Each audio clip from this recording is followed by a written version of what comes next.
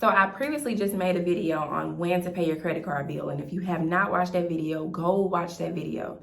Now I'm going to tell you how much you should pay on your credit card bill each month. All right, so every month we use our credit cards, right? Every month we get a bill in the mail for our credit cards or our email if we've chosen the paper-friendly route. Okay, so you have three options every month when you get a credit card bill. You're either going to pay absolutely nothing, you're going to pay the minimum payment, or you are going to pay your balance.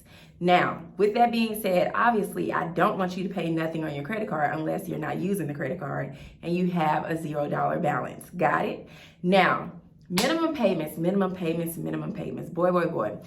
Okay, now the minimum payment thing, it could be a hit or miss. You know, obviously, if you are looking to improve your credit score, which is the reason I'm assuming you have a credit card other than just to say I got a credit card and to put things on credit with no intention of paying it back, the reason you have a credit card is to improve your credit.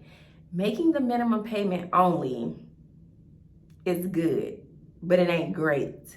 You know what I mean? Like, if you want to have great credit, you have to do things that people with great credit do. Okay, you have to copy people who have great credit. You have to copy the things that they do in order to get what they have.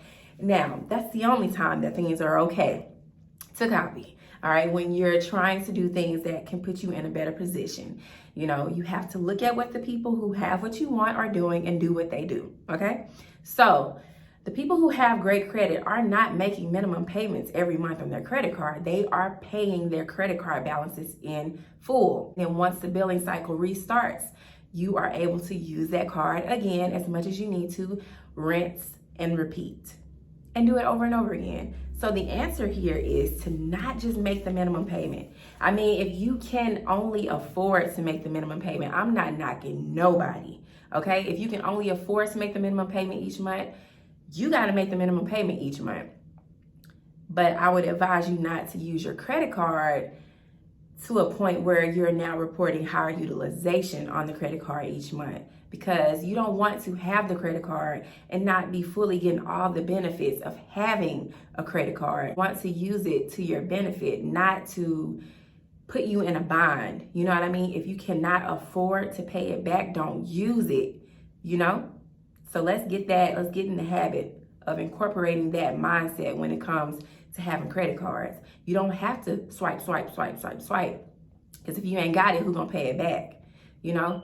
You wanna eventually get to a point where you're using your credit cards more than your debit card, but until you get up to a point and the money is rolling where you can do that, I don't advise doing that, okay? So if you cannot afford to make the full payment, pay what you can afford, but ideally you want to pay the balance. You want to pay. You do not want to carry balances. Okay, you want to go ahead and create those good habits, especially if you're new to credit. All right, so hope this video helps. Definitely want this to be a short video, a really quick tip for y'all who need it. If you haven't already, go ahead and subscribe to my channel and turn on the notifications so you'll always be in the loop when I create a new video. Follow me on all my social media platforms. MCZ is my personal page and Achieving Credit Excellence is the business page.